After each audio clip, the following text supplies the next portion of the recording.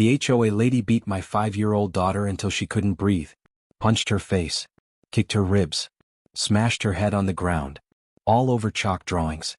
She thought her powerful husband would save her. She didn't know I'm the district attorney. Now she'll pay everything. Before watching full story, comment below from where you watching. Also like and subscribe for more stories. The ICU was cold. Too cold. Or maybe it was just my blood that had turned to ice as I stared through the glass at my daughter's broken body. Emma. My 5-year-old baby girl. Tubes running from her small arms. A ventilator breathing for her. Bandages wrapped around her head, her face swollen and bruised beyond recognition. The heart monitor beeped steadily, the only proof she was still alive.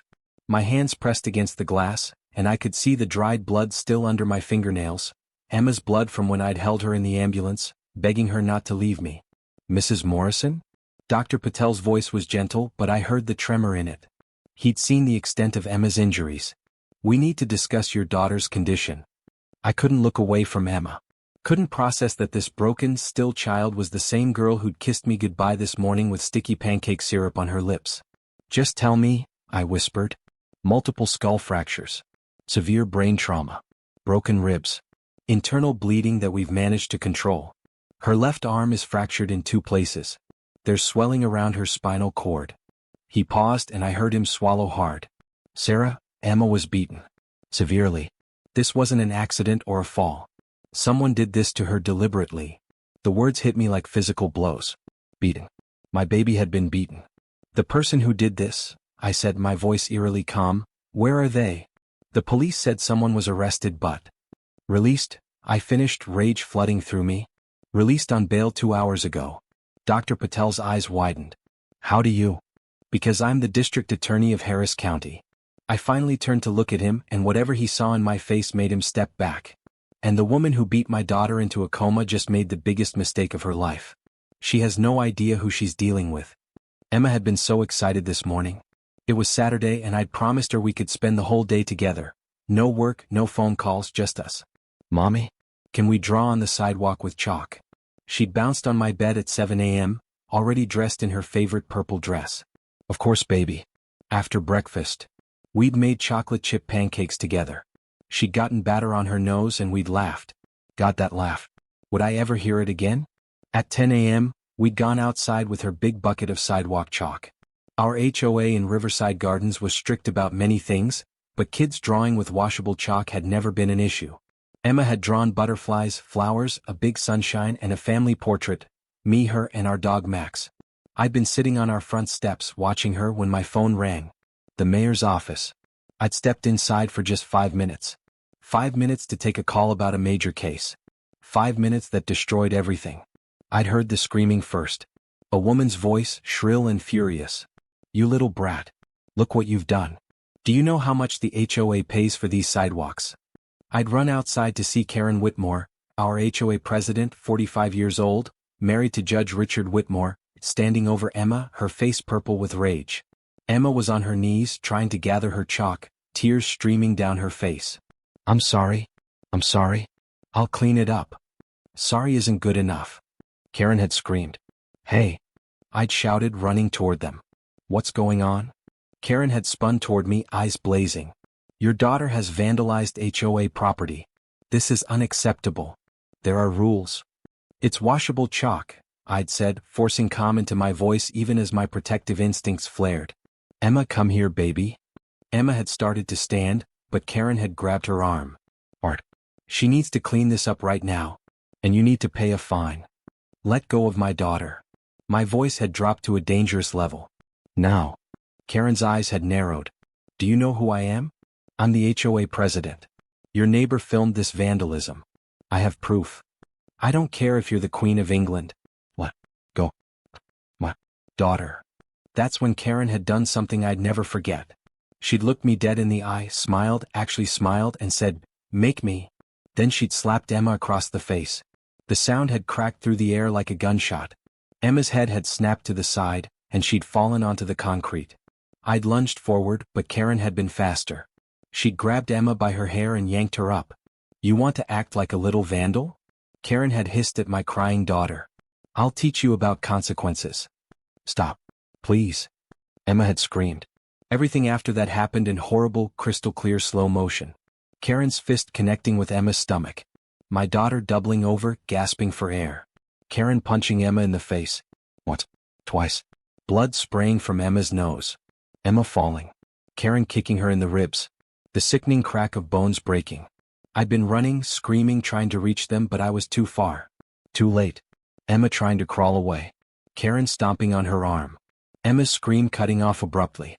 Karen grabbing Emma by the back of her dress, lifting her and slamming her head against the concrete sidewalk. What? Twice. 3 times. Emma going limp. Karen dropping her like garbage and stepping back, breathing hard. I'd reached Emma and dropped to my knees beside her. Blood was pooling under her head. Her eyes were open but unfocused. Her breathing was shallow and wrong. Emma. Baby, stay with me. I'd screamed, pulling out my phone, calling 911. Karen had stood there watching. Then she'd pulled out her own phone. Tom? It's Karen. I need you at Riverside Gardens immediately. A child attacked me and I had to defend myself. Bring your officers. I want this documented properly. Tom Hendricks. Her brother. The chief of police. You're insane, I'd sobbed, cradling Emma's broken body. You beat a 5-year-old child. Karen had looked at me coldly. I defended myself against an assault. And I have witnesses who will confirm it. You should teach your daughter to respect authority and follow rules. Then she'd walked away, her designer heels clicking on the sidewalk, stepping over Emma's chalk drawings like they were nothing. The ambulance had arrived. The paramedics had worked frantically. I'd ridden with Emma, holding her small hand, begging her to fight, to stay with me. At the hospital, police had arrived. Not just any police, Chief Hendricks himself with 2 of his officers. Mrs. Morrison, I need your statement about the incident, he'd said with fake sympathy. Your sister beat my daughter into a coma. I'd screamed at him. She needs to be arrested. My sister was defending herself against an aggressive child. We have witnesses. Your daughter attacked Mrs. Whitmore. That's a lie. Emma is 5 years old. Karen beat her because of chalk on the sidewalk. Chief Hendricks had shaken his head sadly. I understand you're upset, but making false accusations won't help your daughter. We've taken Mrs. Whitmore's statement. She's cooperating fully. The evidence supports her account. Evidence? What evidence? Security footage from a neighbor's Ring camera shows your daughter throwing something at Mrs. Whitmore.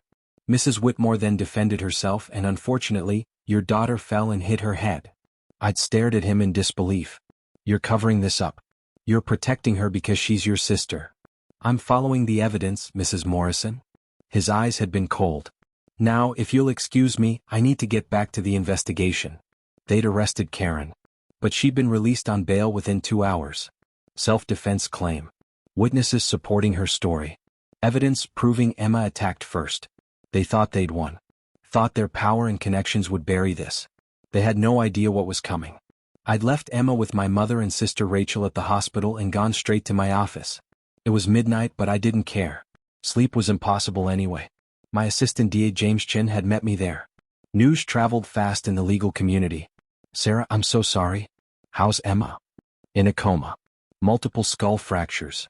Broken ribs. Broken arm. All from being beaten by Karen Whitmore. I pulled out my laptop. And I'm going to destroy her. James sat down slowly. You can't prosecute this yourself. It's a conflict of interest. Watch me. I pulled up files. Karen Whitmore beat my daughter nearly to death. Chief Hendricks is covering it up.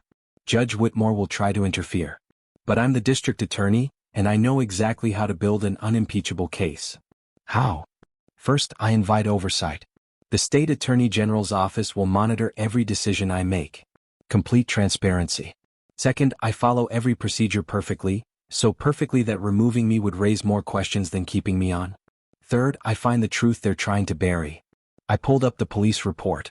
They claim Emma attacked Karen. That's impossible. Emma weighs 38 pounds and is terrified of conflict. But even if it were true, you don't beat a 5-year-old child unconscious and call it self-defense. James leaned forward. What do you need? Detective Marcus Hayes. He's the best investigator we have and he's honest. I need him to find what they're hiding. Marcus arrived within the hour. He'd heard about Emma and looked devastated. Tell me what you need, Sarah. Anything. The truth. They have witnesses saying Emma attacked Karen. They have footage they claim shows it. I need you to find what really happened. Talk to real witnesses. Find real footage. Tear apart their lies piece by piece. Marcus nodded grimly. I'll start tonight. By dawn, Marcus had found the first crack in their story. The Ring camera footage they're using, Marcus explained, showing me his laptop. It's been edited. Badly. I had our tech analyst look at it. There are missing frames, timestamps don't match, and the audio has been stripped out. My heart raced. Can you prove it? Already did. I also found the homeowner whose camera it is. David Chin, no relation to James. He's a software engineer and he's pissed. Says Chief Hendricks took his camera's SD card, promised to return it, and gave him back a card with edited footage. Will he testify? He already gave me a sworn statement. Says he saw the whole thing from his window. Karen beat Emma while you were inside on the phone.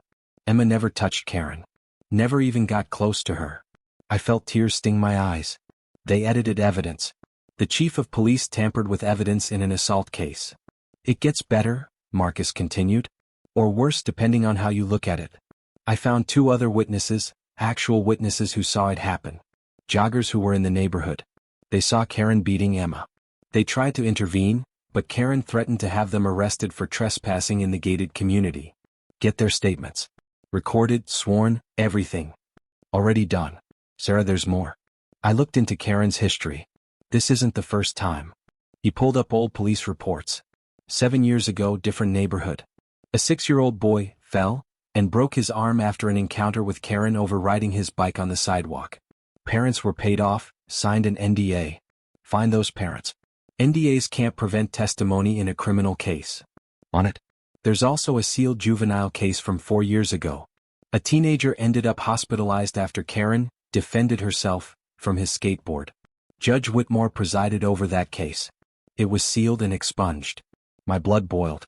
They've been protecting her for years. Covering up child abuse. And they think they can do it again, Marcus said. But they didn't count on the victim's mother being the DA. Over the next 48 hours, Marcus worked like a man possessed. So did I. David Chin provided the original unedited footage from his Ring camera. Watching it made me physically sick. The video showed everything. Emma drawing with chalk. Me going inside. Karen approaching, already angry. Emma backing away, frightened. Karen grabbing Emma, slapping her, punching her, kicking her, slamming her head against the concrete. All of it. Crystal clear. With audio of Emma screaming, begging her to stop, calling for me. And Karen, cold and methodical, beating a 5-year-old child while saying, "You need to learn respect. You need to learn that rules matter.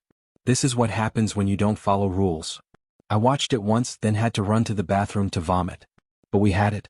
Undeniable proof. The 2 joggers gave statements matching the video exactly. They described Karen's rage, Emma's terror, the brutal beating. The parents from the previous incidents came forward. Both had been paid significant amounts to stay quiet. Both had children who still had nightmares about Karen Whitmore. She told us if we ever spoke about it, her husband would make sure we lost custody of our kids, one mother testified. Judge Whitmore had that kind of power. We were terrified. I also found something else. HOA records showing Karen had a pattern of explosive rage toward children in the community. Dozens of complaints filed against her for verbal abuse, threats, and excessive enforcement of minor rules. All buried by the HOA board, which was largely controlled by Karen's allies. On day 4, with Emma still in a coma but showing slight improvement, I personally filed charges against Karen Whitmore. Attempted murder, aggravated assault on a minor, child abuse, and making false statements to police. I also filed charges against Chief Tom Hendricks for evidence tampering, obstruction of justice, and abuse of power. Judge Whitmore tried to intervene. He called the governor, the attorney general, everyone he could think of. He demanded I be removed from the case. But I'd done everything right. The attorney general's office was overseeing every move I made. A visiting judge from Dallas, Judge Patricia Martinez, known for her integrity, was assigned to the case specifically because local judges were compromised. Judge Martinez reviewed everything and made her ruling.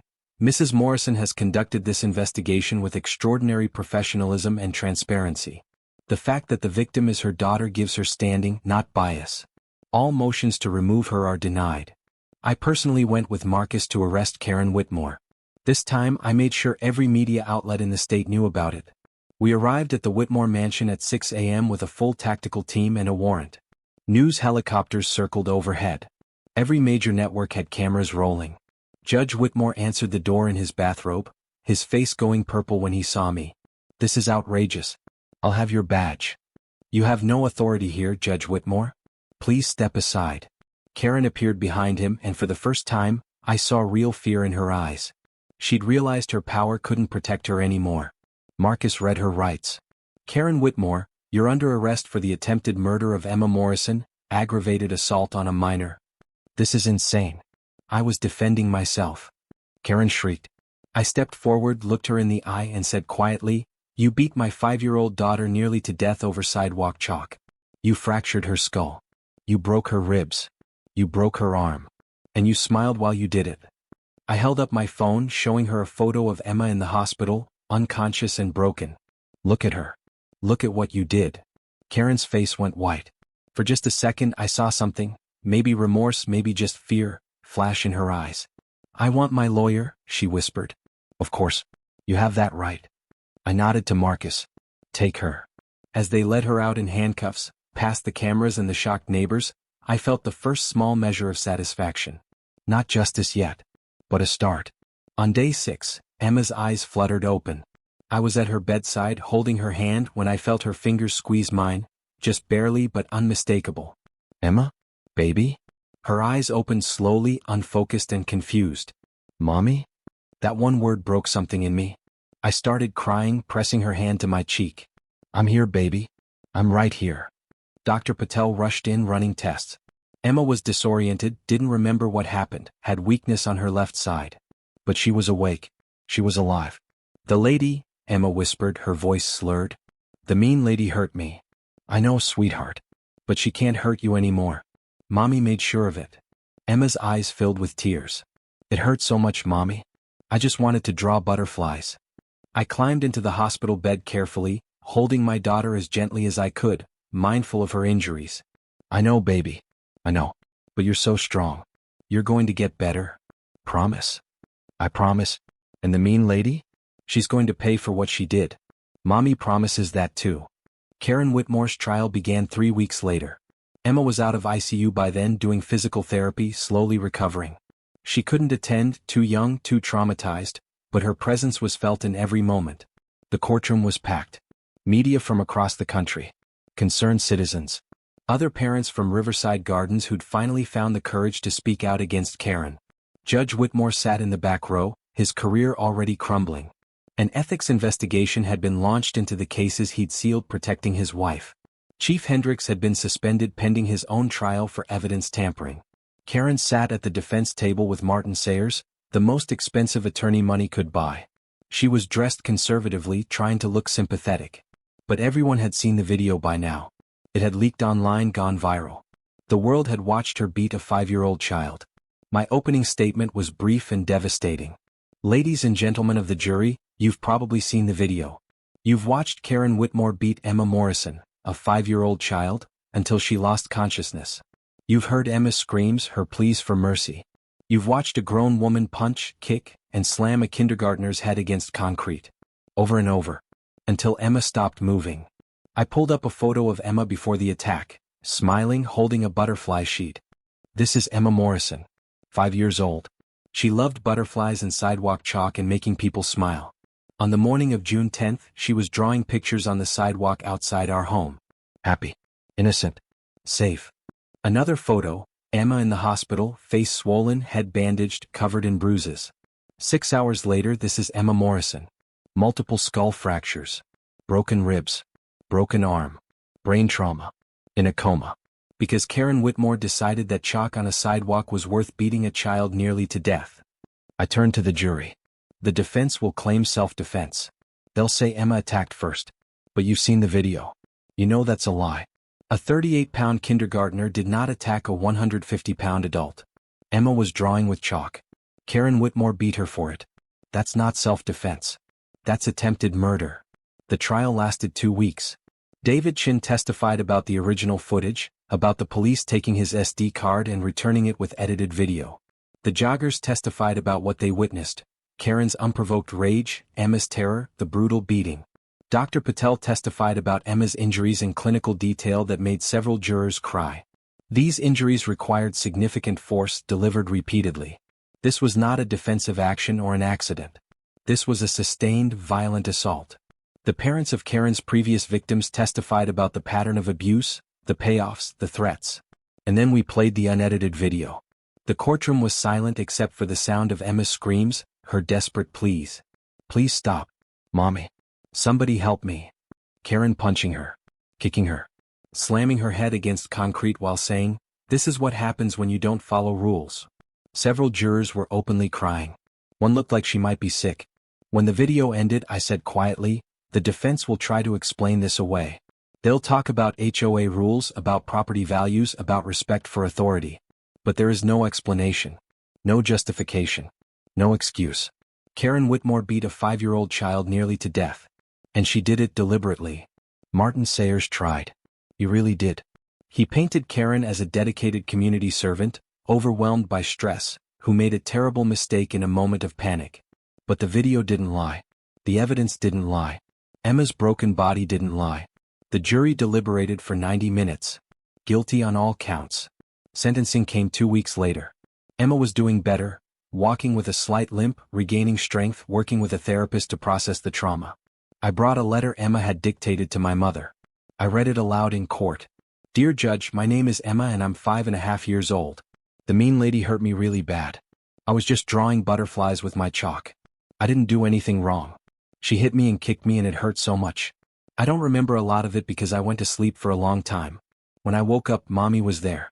I still have bad dreams about the mean lady. My arm still hurts. I can't run as fast as before. But Mommy says I'm brave and strong. I want the mean lady to know that what she did was really, really wrong. Kids should be safe. Love, Emma." The courtroom was silent.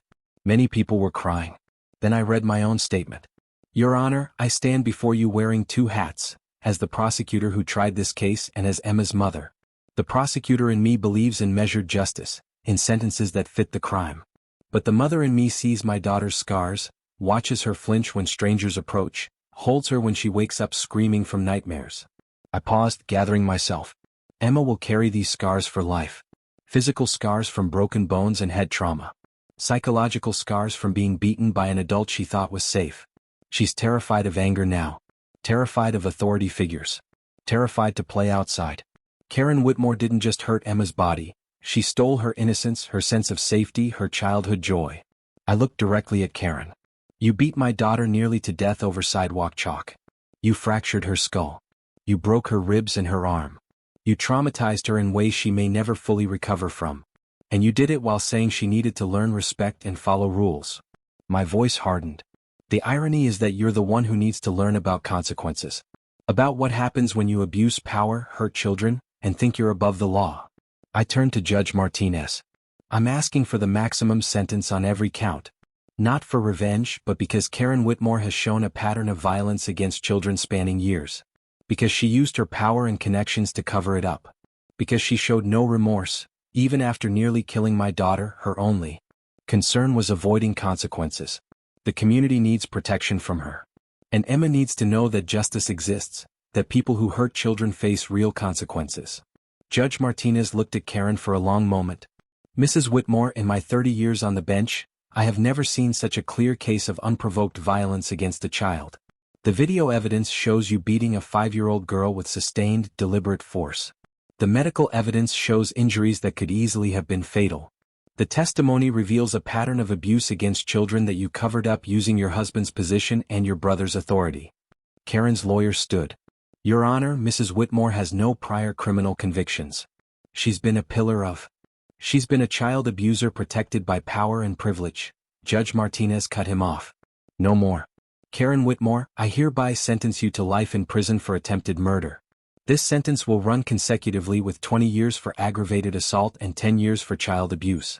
You will be eligible for parole in 40 years. The courtroom erupted. Karen collapsed, sobbing. Judge Whitmore shouted about appeals. But it was over. Karen Whitmore would spend the rest of her life in prison for beating my daughter. Emma was 10 now, in 4th grade, thriving despite everything. Physical therapy had worked wonders. The limp was barely noticeable. She'd regained full strength in her arm. The scars on her head were hidden by hair. The psychological scars were harder, but she was working through them with an amazing therapist. The nightmares were rare now. She could play outside without panic. She was learning to trust again.